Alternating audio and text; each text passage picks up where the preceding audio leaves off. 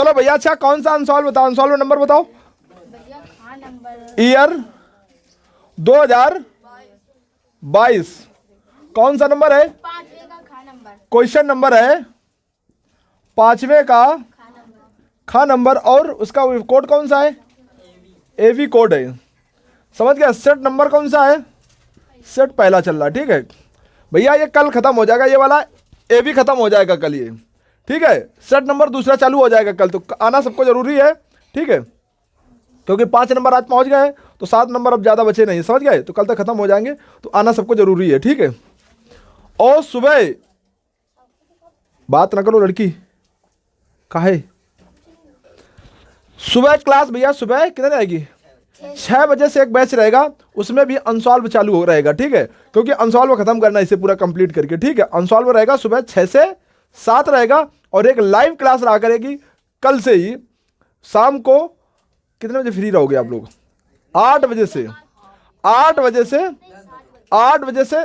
9 बजे नहीं, 1 घंटा रहेगा लाइव। उसमें शुरुआत से आपका सेट चालू होगा, उसमें भी सेट ही पढ़ाया जाएगा, ठीक है। उसमें भी सेट ही पढ़ाया जाएगा, पर उसमें शुरुआत से सेट पढ़ाएंगे 2012 से, ठीक है। तो आपको 2 तरीके से पढ़ा रहे हैं, कैसे? एक 2022 चल रहा है, फिर एक 2021 चल रहा है, और एक पीछे से आगे से चलेंगे, ठीक है। समझ बात आई कि नहीं आई? तो चलो भैया, तो बेटा क्वेश्चन बोलो, 5वें का खा सवाल बोलो। लाओ हमें, लाओ आंसर लाओ हमें।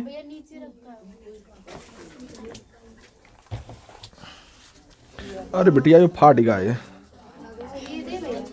लाओ आपको बढ़िया लाओ जरा। देखो सवाल बोलो, देखो इधर देखो भैया, कौन सा नंबर था? अरे देखो हम लिखे दे रहे हैं, परेशान ना हो।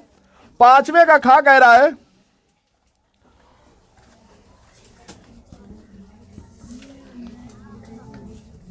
उस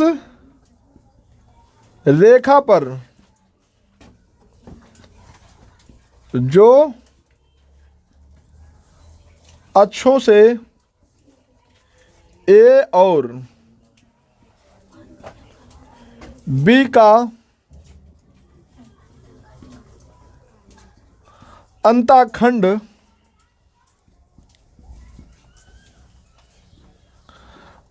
काटती है, मूल बिंदु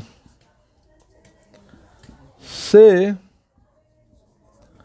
डाले गए लंब की लंबाई P है, तब सिद्ध करो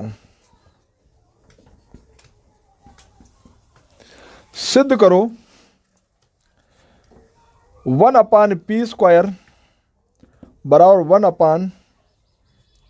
1/a² प्लस 1/b²।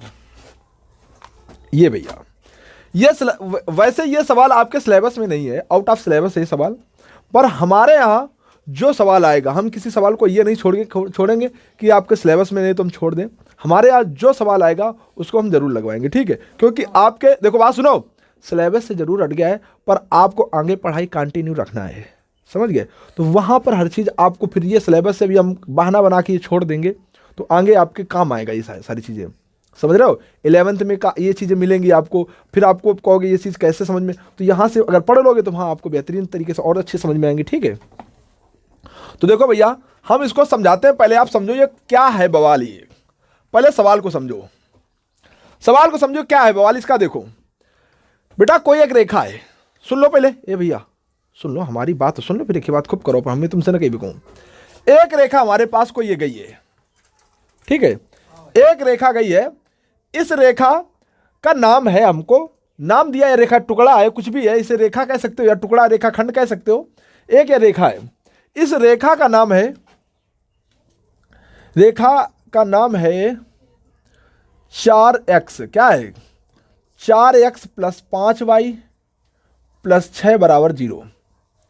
एक इस रेखा का ये समीकरण है, ठीक है। हमने इसे मान लिया जनरली, ऐसे तुमको समझाने के लिए, समझ गए। इस पर हमें एक बिंदु दिया गया, ये कहां बताओ बिंदु मान ले, बताओ जहां बताओ, यहां बिंदु मान ले। एक बिंदु ये ए दिया गया है, अब हमसे बोला गया कि इस बिंदु की निर्देशांक है 2,3, कितने 2,3।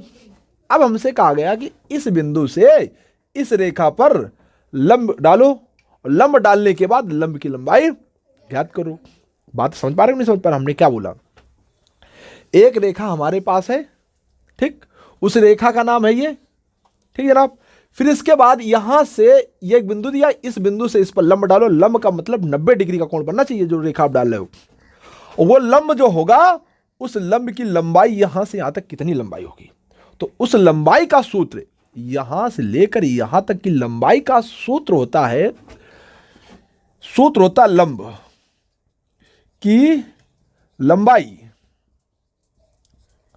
लंबाई का सूत्र होता है जनाब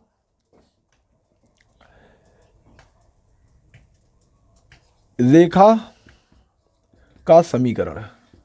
रेखा का समीकरण आपको लिखना है, रेखा का समीकरण लिखना है, रेखा का समीकरण लिखना है। लिखने के बाद साथ ही साथ जहां यक्स है, यक्स के स्थान पर 2 लिखना है, जहां वाई है, वाई के स्थान पर 3 रखना है। तो समझ गए?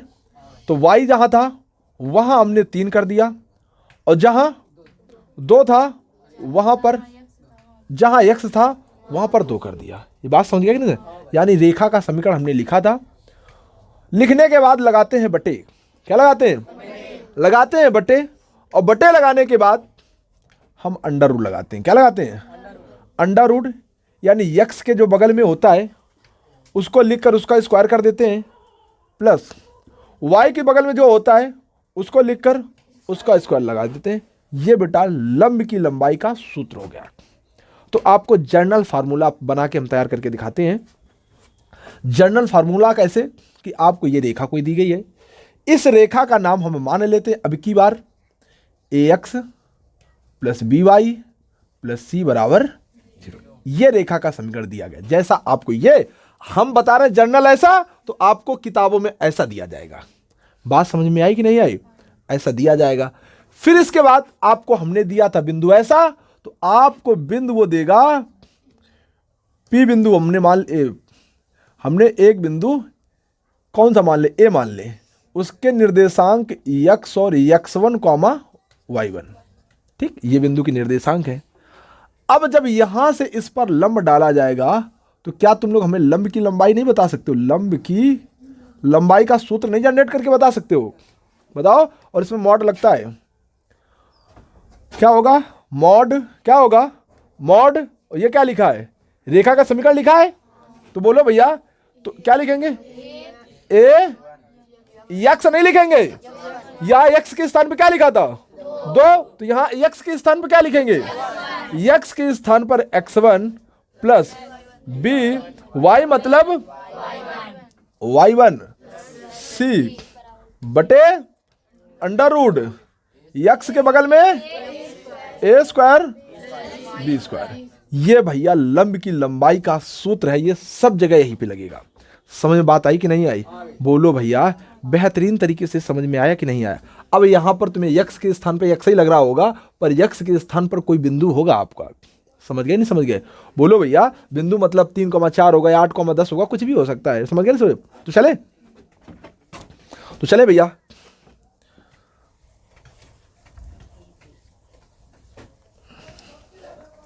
अब देखो भैया क्या कहा जा रहा है। अब सुनो, अब हम अपने सवाल पे आते हैं। वो कह रहा उस रेखा पर जो अक्षों से ए और बी का अंताखंड काटती। अंताखंड का मतलब होता है बेटा कि अंताखंड जब काटती कोई रेखा तो उसका समीकरण होता है यक्स अक्ष पे कितना काट रहा है? ए, तो यक्स बटे ए, और वाई बटे क्या लिखोगे? बी बराबर 1। जब अंताखंड काटती है अक्षों पर, क्या अंताखंड जब काटती है, अगर कह देता जो अक्षों पर 5,4 का अंताखंड काटती, क्या 5 और 4 का, तो यहां पे क्या लिखते हैं? यक्स बटे 5 प्लस वाई बटे 4 बराबर 1। तब समीकरण यह होता। बात समझ पा रहे हो नहीं समझे?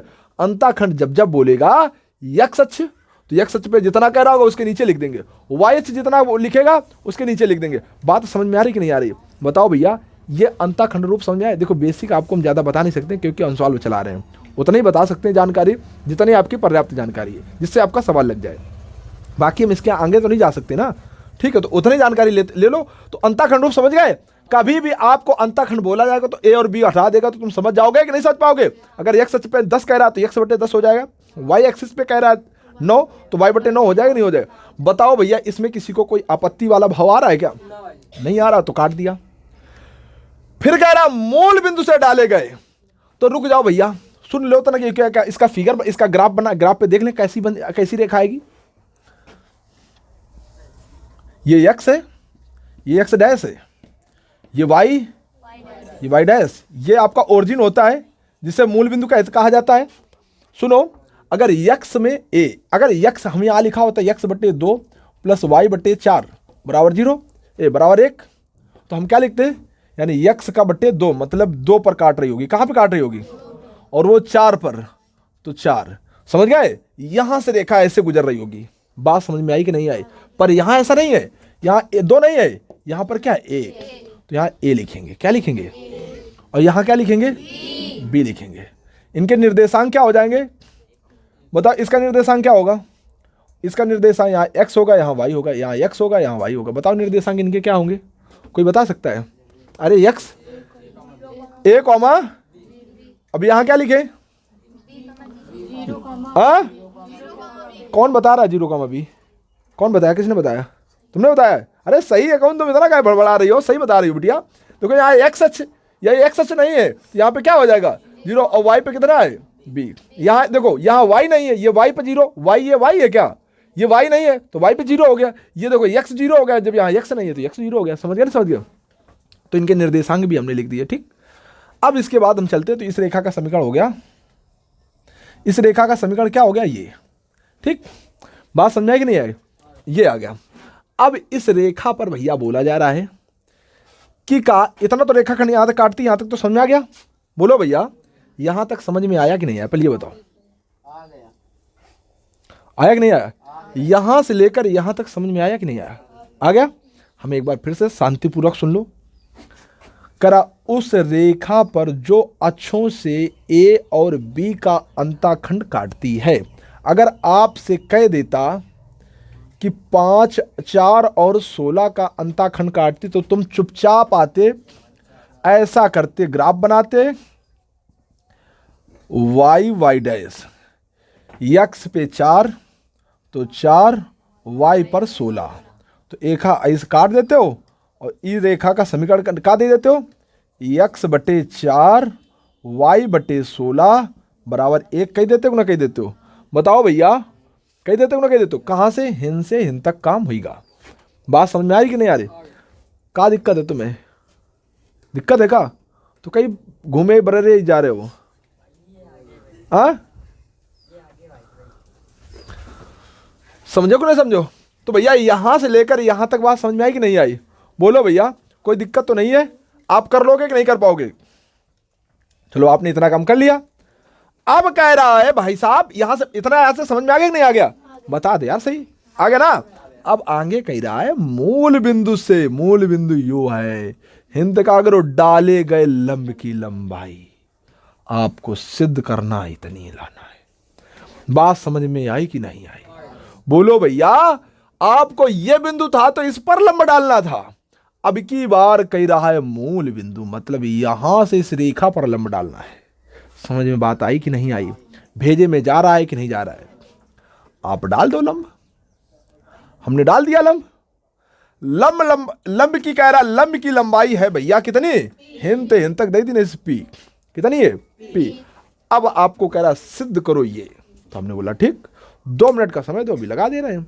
तो बताओ तुम्हें समझ में आया कि नहीं आया? बोलो, आ गया कि नहीं आ गया? तो हम क्या हटाएं? बताओ, इधर हटा दें? इधर जगह है, दिखेगा? चलो ठीक है, आएगा, आ जाएगा। देखो तो चले भैया, डलवाओ भैया।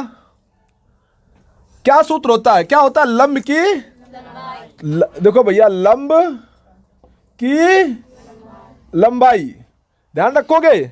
लंब की लंबाई का सूत्र क्या होता है? मॉड। क्या होता है? ये मॉड क्यों लगाया जाता है? मॉड का मतलब जानते हो? कोई जानता है? मॉड का मतलब बच्चे होता है, अगर कहीं मॉड लगा है 20 लिखा है माइनस का, तो मॉड हटेगा तो बाहर 20 लिख दिया जाएगा, माइनस का खात्मा कर देता है। मॉड का काम होता है, अब तुम कह रहे होगे सर जी प्लस लगा होगा तो अब माइनस कर देगा। बच्चे ऐसा नहीं है, मॉड सिर्फ और सिर्फ अमीर बनाता है सबको, गरीब को अमीर बनाएगा, अमीर को अमीर ही रखेगा, उतने जितने हो उतने ही रखेगा। तुम 20 हो तो 20 रही हो, माइनस का 20 रहा है यो काफी अमीर होगा। समझ गए नहीं समझ? बात समझ में आई कि नहीं आई? ये होता है मॉड का मतलब, समझ गए नहीं समझ गए? तो मॉड का सिर्फ एक उद्देश्य है, अगर उत्तर अंदर माइनस में आएगा तो मॉड हटेगा, उसके आगे जब आएगा तो जवाब जो प्लस में लिख दिया जाएगा। बात समझ गए नहीं समझ गए? तो चले अब देखो भैया, हमारे पास क्या लिखा है, ए लिखा है, तो हमारे पास ये रेखा लिखी, क्या लिखा है रेखा, अपने पास रेखा क्या है, ये रेखा है। बोलो भैया, तो हम क्या करेंगे बताओ भैया, चलो करो भैया, कराओ जल्दी जल्दी। यक्स के स्थान पे क्या रखोगे, यक्स के स्थान पे क्या लिखोगे, ये x1 है, ये आपका y1 है। बोलो भैया, तो जहां आपका ये देखो लिखा ए, तो ए तो हमारे पास ये रेखा समीकरण ऐसा है नहीं, हमारे पास ये है, तो हम क्या लिखेंगे, इसको थोड़ा कन्वर्ट कर लें कि कैसे, थोड़ा कन्वर्ट कर लें। कन्वर्ट कैसे कर लें, क्योंकि आपको थोड़ा प्रॉब्लम हो रही होगी ऐसे। तो देखो हम कैसे कन्वर्ट करते हैं। आपके पास है क्या, यक्स अपान ए प्लस वाई अपान बी बराबर 1, नीचे है क्या ए, और तो ए बी का गुणा कर दो, ए बी का एन, ए बी का एन, ए बी का एन, बी से बी कटेगा, ए से ए कटेगा, बन क्या B X A Y A B. थोड़ा अच्छा लगने लगा कि नहीं लगने लगा? और अच्छा लगा मत चाहो तो और लगा लो, बी एक्स ए वाई एक हाई तरफ ले आओ, माइनस का ए बी। अब और अच्छा लागन लागू, ये लागन लाग कि नहीं लागन लाग? तो देखो समीकरण ऐसे ही बन गया जैसा ये बन गया कि नहीं बन गया?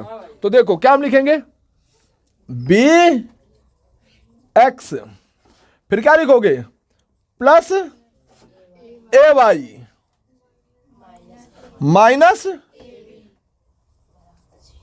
बराबर क्या है 0 लिखोगी। देखो सूत्र क्या होता है, यही तो होता है, यानी समीकरण लिखोगे तो समीकरण बराबर यहां 0 लगाए हो क्या, फिर क्या लगाओगे, बटे अंडर रूट, क्या लिखोगे, यक्स के बगल में जो होगा उसका स्क्वायर, हमारे पास यक्स के बगल में क्या है, फिर ए का स्क्वायर। लगाओ भैया, बात समझ में आई कि नहीं आई? लंब की लंबाई, लंब की लंबाई कितनी दी गई है, तो इन कितना लिख देन, बोलो भैया कितना लिख देन, पी लिख देन कि नहीं? क्या सवाल तुम सही करवाई हो, पूरा गलत करवा देना। अरे यार, जहां बताओ रान कि जहां एक्स हुई है उन पर x1 आ जी है, जहां y हुई है उन पर y1। अब यो बताओ, अपने पास तो ना x है ना y है, अपने पास बिंदु का है 0,0 है ना, तो क्या लिखोगे, x के स्थान पर x के स्थान पर 0 और y के स्थान पर 0 लिखोगे कि नहीं लिखोगे? बताओ भैया, गलती करवा रहे हो नहीं करवा रहे हो? हाँ तो मानो ना इस गलती को, तो क्या करें, जहां x है और जहां y, x के स्थान पर क्या लिख दें 0, y के स्थान पर 0। बताओ भैया, अब अपना सवाल सही मोड पे आया है, बात समझ में आ रहा है कि नहीं आ रहा है?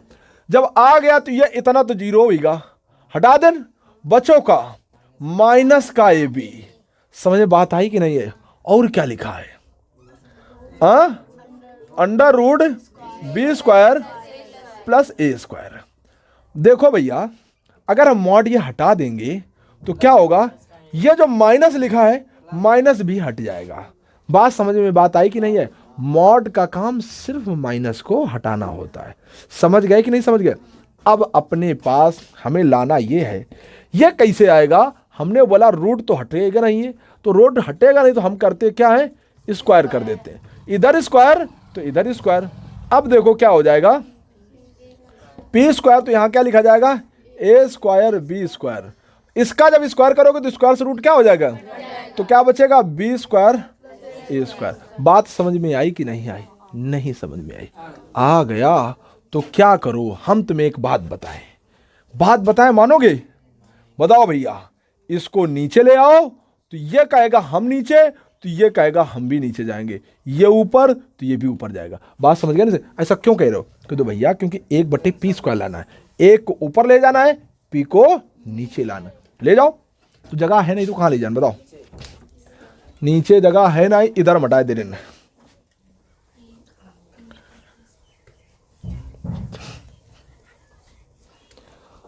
चलो भैया सवाल क्या है अपने पास, पलटाओ इसे। तो ए ऊपर जाएगा तो नीचे क्या आ जाएगा, पी स्क्वायर। ऊपर क्या जाएगा, B square plus A square बटे ए स्क्वायर बी स्क्वायर। बात समझ में आई कि नहीं आई, बताओ भैया। यहां तक समझ में आया कि नहीं आया, यहां तक सबको समझ में आ गया। तो 1/पी स्क्वायर लिखा है, बराबर भाग दे दो बउआ, इखारे मा दो।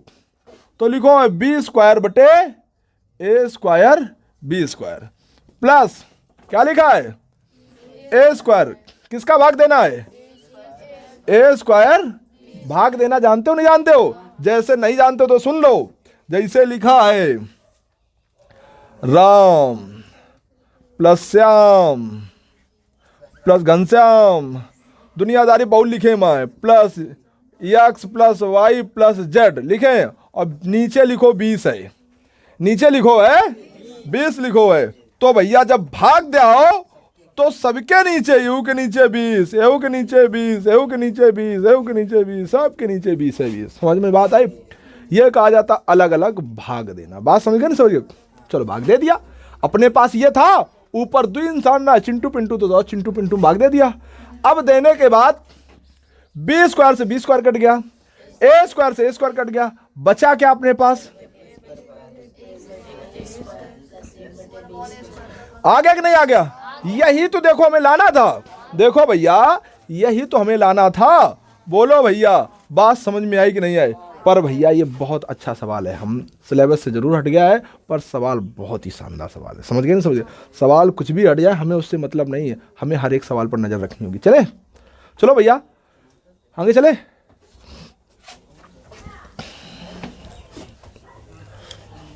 अगला सवाल बिटिया पढ़ो। एक लंबवृत्तीय शंकु के आधार की परिधि 24 पाई सेंटीमीटर तथा ऊर्ध्वाधर ऊंचाई 5 सेंटीमीटर, शंकु का आयतन ज्ञात कीजिए। देखो भैया, देखो भैया अब कौन सा नंबर आएगा, 5वें का गा नंबर आएगा। क्या आएगा, 5वें का गा नंबर आएगा। इसमें कह रहा है एक लंब वृत्तीय शंकु के आधार, बात ना करो भैया, शंकु के आधार की परिधि, बात ना करो भैया, 24 सेंटीमीटर है, 24 पाई सेंटीमीटर है तथा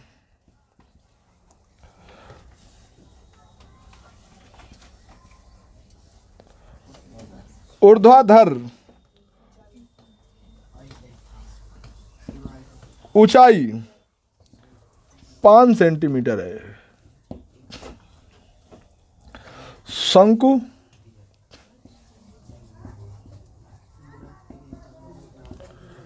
का आयतन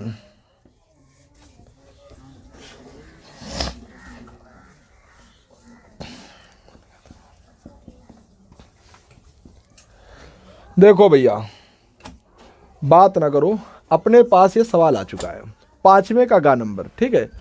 ये सवाल आ चुका है यार, इसको मार दो, बहुत लाइट आ रही है यार।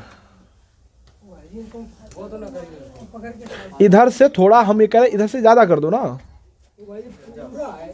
करण तुम यार मार दो।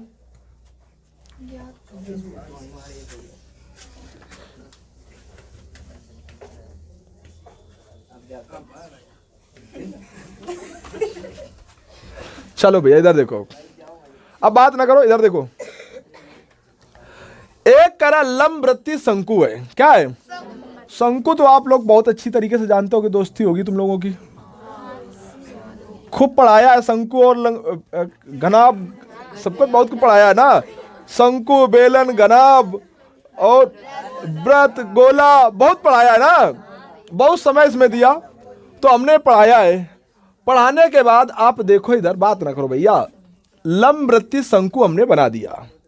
इसमें कह रहा आधार की परिधि, मतलब ये आपकी परिधि कितनी है, 24 पाई सेंटीमीटर है। बात समझ में आई कि नहीं आई, कितनी है, 24 पाई सेंटीमीटर है। तो आप ये बताओ परिधि का 12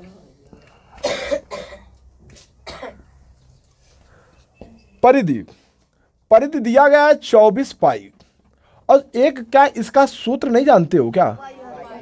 परिधि का, किसका? 2 पाई जानते हो कि नहीं जानते हो? ये भाई सूत्र होता है, ये आपको दिया गया है, ये आपको सवाल में दिया गया है, ये आपका सूत्र होता है। बात ना करो भैया। अब ये बताओ कि परिधि के स्थान पे हम क्या लिख सकते हैं? 2 पाई बराबर क्या लिखा है? 24 पाई। अब ये गुणा में है तो क्या में जाएगा? तो r बराबर 24 पाई बटे 2 पाई। बात समझिए ना? समझो, पाई से पाई कैंसिल, 2 से काटेंगे 12 बार, r का मान आ गया। बताओ इसमें किसी को दिक्कत तो नहीं है? ऐसा कोई बच्चा तो नहीं है? जब यहां तक तुम्हें समझ में आ गया कि r का मान 12 आ गया, तब हम आगे चलते हैं। फिर कह रहा ऊर्ध्वाधर ऊंचाई, मतलब यहां से लेकर यहां तक की ऊंचाई। ऊर्ध्वाधर मतलब सीधी खड़ी, और अगर एक ऊंचाई और होती है कि ये ऊंचाई है, इसको तिर्यक ऊंचाई बोलते हैं, तो ये होती तो इसे तिर्यक ऊंचाई बोला जाता। अब बिल्कुल सीधी ऊंचाई को कह रहा, तो सीधी ऊंचाई को वो कह रहा ऊर्ध्वाधर। ऊर्ध्वाधर समझ गया कि नहीं समझ गए? बात समझ में आया कि नहीं आया? तो ऊर्ध्वाधर ऊंचाई मतलब इसी ऊंचाई, ऊर्ध्वाधर ऊंचाई को यश बोलते हैं। क्या बोलते हैं? और ये वाली को हम तिर्यक ऊंचाई बोलते हैं। क्या बोलते हैं? तिर्यक ऊंचाई बोलते हैं। और भैया ये जो होता है, ये आपकी त्रिज्या होती r। बात समझ गए नहीं समझ गए? तो आपको दिया क्या गया है? r का मान 12 दिया गया है, और ऊर्ध्वाधर ऊंचाई मतलब h का मान आपको दिया गया है 5। समझ गए नहीं समझ गए? तो आपको क्या क्या दिया गया है?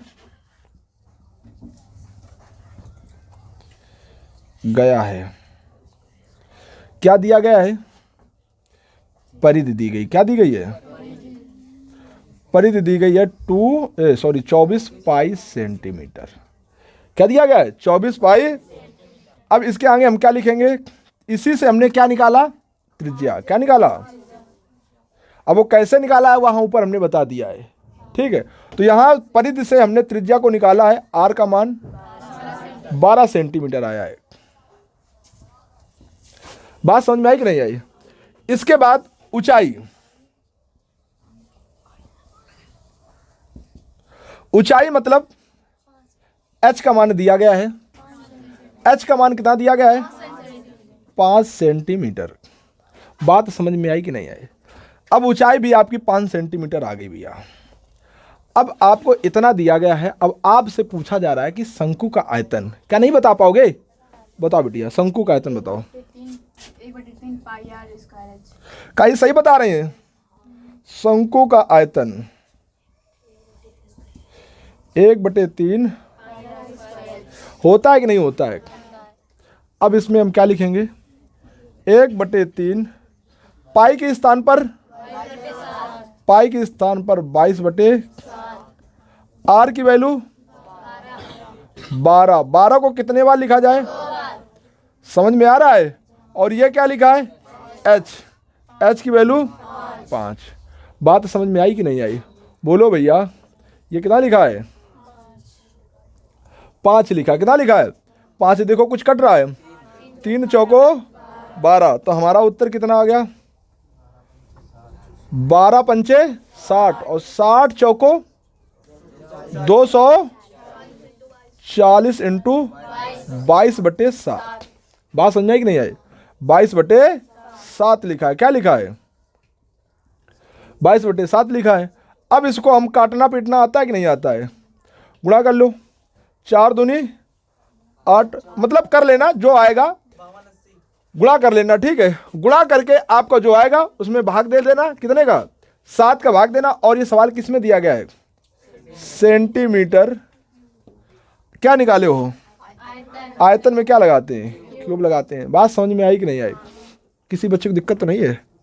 बोलो भैया, कोई बच्चे को अगर प्रॉब्लम हो तो बताओ। चले आएंगे? तो भैया अगला सवाल देखो, नोट करना चाहो थोड़ा नोट कर लो। क्या कर रहे हो? अच्छा सॉरी, 40 पाई का मान है ना, कोई पॉइंट पे नहीं पाओगे तो भाई नो आंसर बता दो। भैया बात सुनो, ये सवाल इतना ही उत्तर आएगा, इतना ही उत्तर आएगा। अगर वो सवाल ये तो छपने में उसमें मिस्टेक हो गई होगी, तो ये जैसे लिखा है 240, 240, अब 22/7 लिखा, तो यहाँ क्या लिख सकते हैं, पाई सेंटीमीटर क्यूब। तो उसने पाई को नहीं छापा होगा, समझ गए। तो जब नहीं छापा होगा तो उसका मान नहीं आ रहा है, समझ गए, समझ गए। पर भैया समझ जाओ, तुम समझ गए नहीं समझ गए। अब आगे चले। अब यार वहां से नोट करना जाके, ठीक है, समय नहीं ज्यादा है, इतना ब्रेक दे दिया, बहुत दे दिया।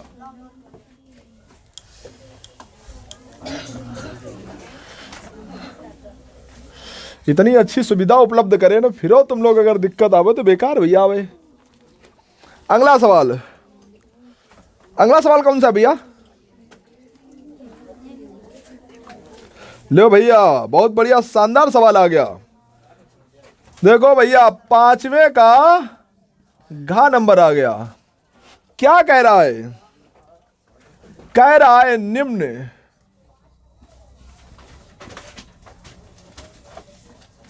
लिखित बंटन एक, हाँ बउआ, हाँ, मोहल्ले के बच्चों के दैनिक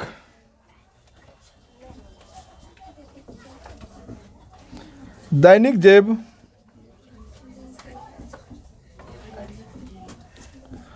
भत्ता, पौआ बतियाओ ना यार, दर्शाता है माध्य जेब भत्ता ₹18 है, ₹18 है। लुप्त क्या लिखो है, बारंबारता F ज्ञात करो। ठीक है, अब आपका टेबल बना के देंगे।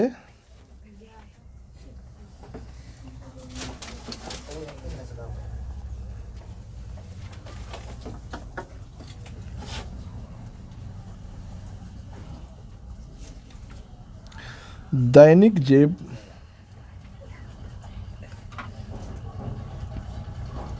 भत्ता मतलब रुपया में बच्चों की संख्या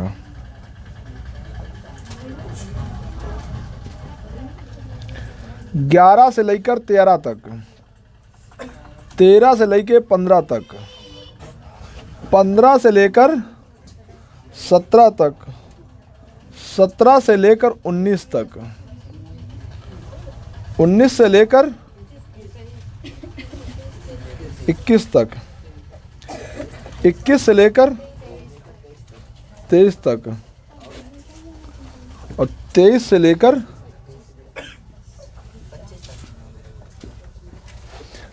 25 तक है। ठीक है भैया, जिसमें 7, 6, 9, 13, F, 5, 4। यह सवाल बहुत सरल है, बहुत सरल है। फिर भी अब कुछ बच्चे जो नहीं पढ़े हैं तो उनके लिए प्रॉब्लम हो सकती है। ठीक है, तो हम बता देंगे फिर से। ठीक है, देखो भैया, ये सवाल तो कितना किसका निकल आया, किसका किसका कितना आया, 20 आया है। चलो अच्छा, जिसका आया 20, अब देखो हम लगा रहे हैं। ठीक है, मिला लेना उत्तर सही है कि गलत। अब देखो भैया, हल कर रहे हैं, तो हल करने से पहले हम टेबल को इसको कंप्लीट बनाएंगे। ये टेबल ऐसे हम नहीं बनाते हैं। जब हल करोगे टेबल कैसी बनाओगे, ऐसे खड़ी बनाओगे।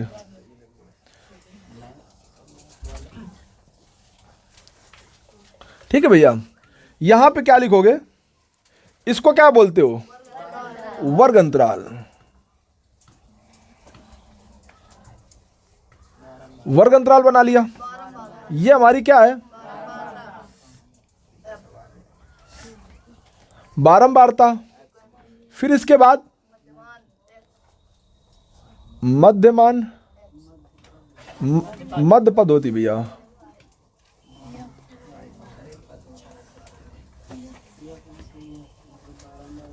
ठीक भैया, तो ये हमने अब लिख लिया। लिखने के बाद अब किसकी बारी आएगी? 11 से 13, 13 से 15, 15 से 17, 17 से 19, 19 से 21, 21 से 23, 23 से 25। ठीक है भैया। इसके बाद फिर क्या करा? बच्चों की संख्या। बच्चों की संख्या क्या है? 7, 6, 9, 13, F 5, 4। पर अभी कुछ लोग कह रहे होंगे कि ये सवाल भी समझाया नहीं गया, उनको भी पढ़े नहीं, तो सवाल एक बार समझा दें। ठीक है।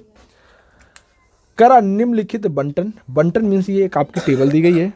इस टेबल में एक मोहल्ले के बच्चों के दैनिक जीवन का भत्ता, जैसे सरकार हम लोगों को पेंशन नहीं देती है, पेंशन को ही क्या बोला जाता है? भत्ता बोला जाता है। ठीक है।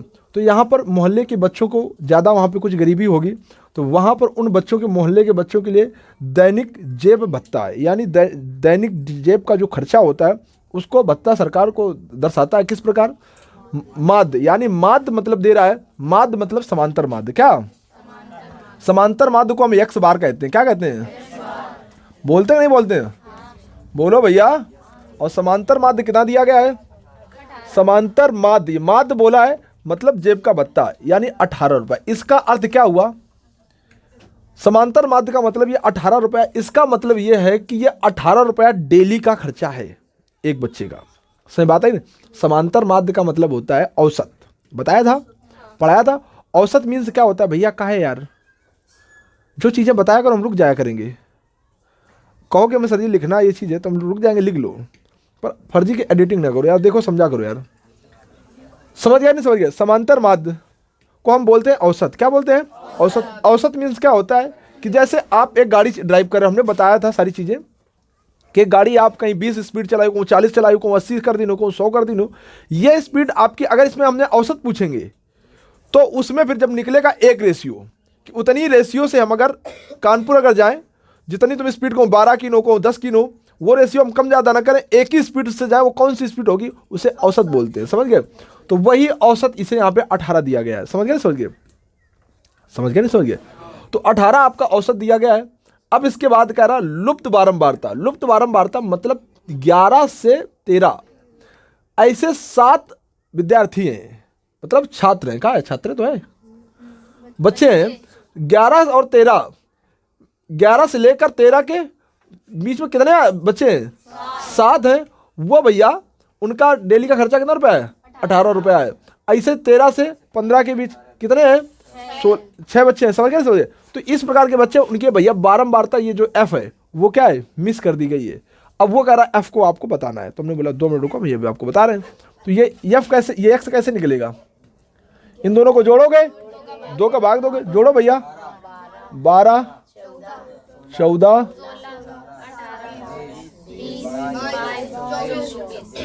इनको जोड़ो, 2 का भाग, इनको जोड़ो, 2 का भाग, इनको जोड़ो, 2 का भाग, इनको जोड़ो, 2 का भाग। समझ गए? ये हम भैया आज नहीं बता रहे हैं, इस जो हमने बेसिक पढ़ाया तो बहुत ही शानदार तरीके से, बहुत आराम आराम पढ़ाया है। ठीक है, पर हमें अब यहाँ चलना ही पड़ेगा तेजी। अब ये हमारा एफ होता है, ये हमारा एक्स होता है। अगला हमारा ऑप्शन किसका बनता है? एक्स इंटू एफ का बनता है कि नहीं बनता है? यानी बारंबारता मध्य पद का क्या करें? गुणा करें। तो गुणा करो, 62 84 84 144 200 20 एफ 110 और यो 96। समझ गया कि नहीं समझ गए? ये भी हमारा भर गया। अब इसके बाद हमारा क्या ऑप्शन रहता है? देखो भैया, हम इसको हटा दे रहे हैं नीचे सवाल को। ठीक है,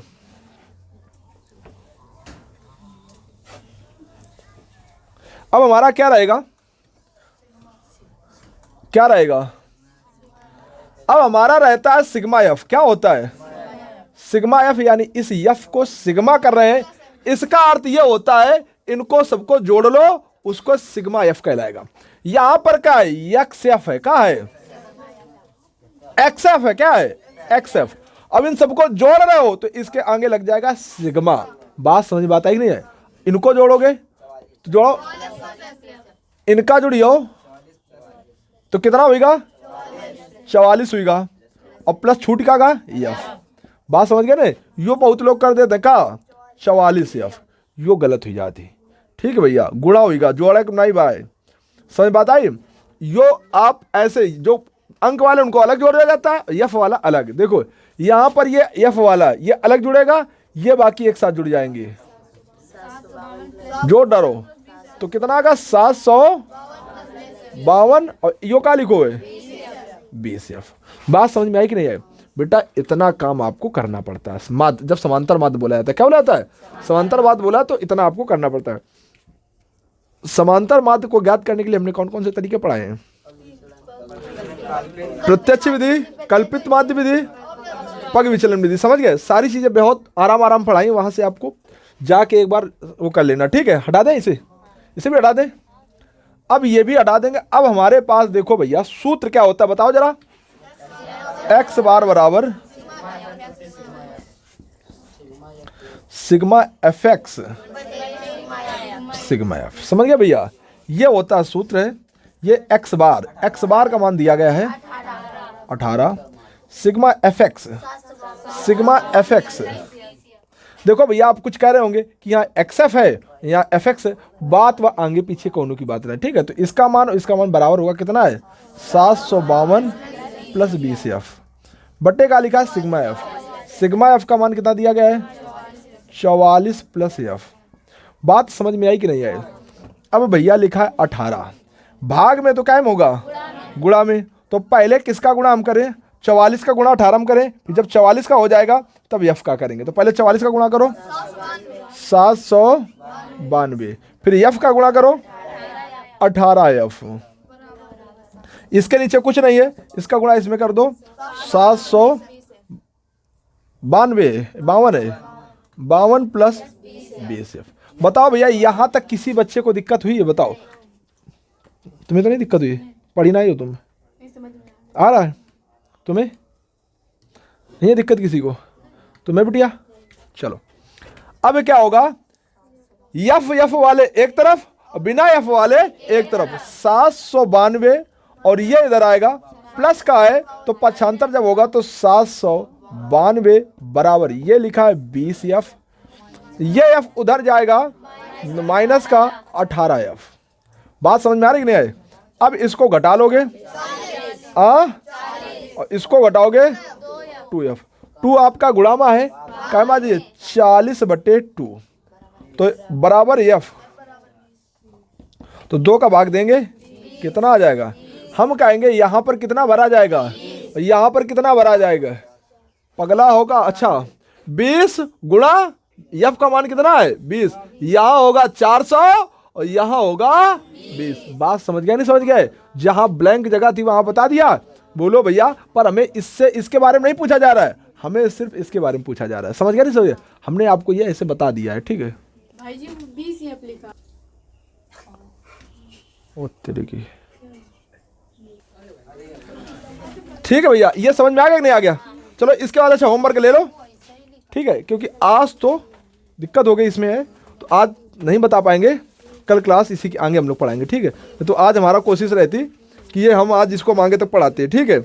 अब ये देखो 5 नंबर तो खत्म हो गया, कल 6 नंबर और 7 नंबर, ठीक है भैया, समझ पा रहे हो नहीं समझ पा रहे हो, कल 6 नंबर, हाँ कहाँ है रे समझ बचेगा, घड़ी नंबर तक तो है। अब 6 नंबर और 7 नंबर ये 2 सवाल बचे आपके हैं, तो कल भैया आना सभी को है, ठीक है, टाइम से, होमवर्क ले लो।